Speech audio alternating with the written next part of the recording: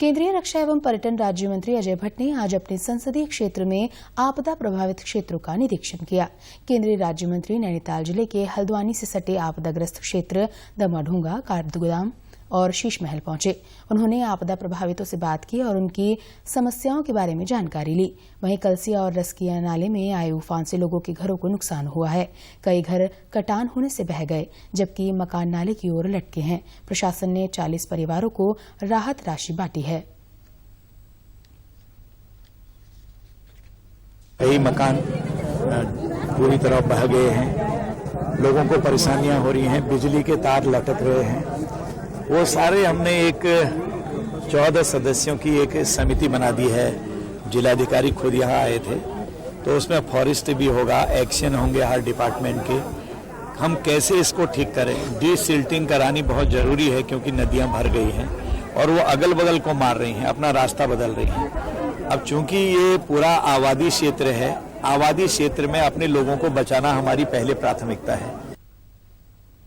इसी माह में हुई भारी बारिश के कारण कोटद्वार भाबर क्षेत्र में काफी नुकसान हुआ है। जनहानि के साथ साथ कई मकान ढह गए और कई नदियों में बह गए।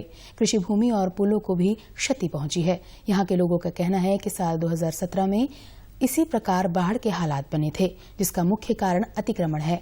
पर्यावरण के क्षेत्र में अध्ययन करने वाली एक संस्था के निदेशक पद्मेश बुडाकोटी कहते हैं कि कोटद्वार को बाढ़ से बचाने के लिए नदी नालों के मुहानों को खाली कराया जाना जरूरी है। वहीं जिला पंचायत के पूर्व अध्यक्ष दिनेश चंद्र बलौदी भी नदी नालों पर अवैध कब्जों को समस्या की वजह बताते हुए इन्हें हटाना जरूरी मानते हैं। तो यहाँ पर यह कि हम प्राकृतिक चीजों को बदल नहीं सकते, लेकिन जो मानवजन्य जो हम इस तरह की परिस्थितियां क्रिएट कर रहे हैं उसको हम ठीक कर सकते हैं, सुधार कर सकते हैं। ये उपाय हम कर सकते हैं। पहली बात ये कि नदी नालों को हम अतिक्रमण से मुक्त कराएं और उनका जो स्वाभाविक जो पूर्व का उनका जो मार्ग था उस मार्ग को बिल्कुल खाली कर दें, बिल्कुल छोड़ दें, तो नदी आएगी और आगे बढ़ जाएगी। जहाँ कहीं भी ये आपदाएं आ रही हैं और नुकसान हो रहा है, वहाँ अधिकांश केसेस में केवल अतिक्रमण ही इसके लिए जिम्मेदार है। उन्हीं लोगों का नुकसान हो रहा है ज़्यादा, जिन्होंने नदी नालों को घेर रखा है या उसके अगल बगल जो किनारे हैं उनको घेर रखा है। तो स्वाभाविक है कि उन्हीं का ज़्यादा नुकसान होगा।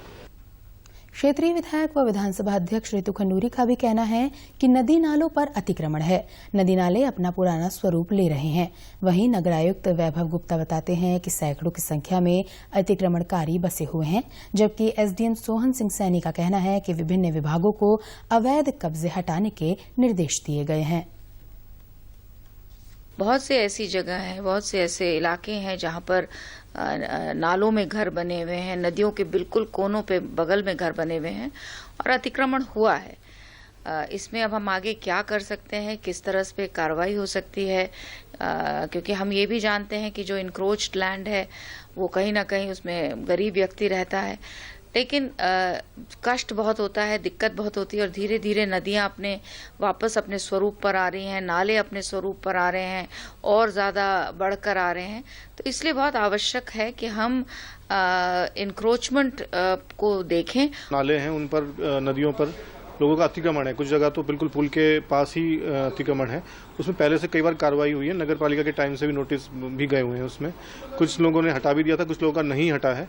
अब उनको पुनः जिनका चिन्हित करके उनके खिलाफ कार्रवाई की जाएगी और कुछ लोगों को तहसील प्रशासन की तरफ से भी नोटिस गए हुए हैं।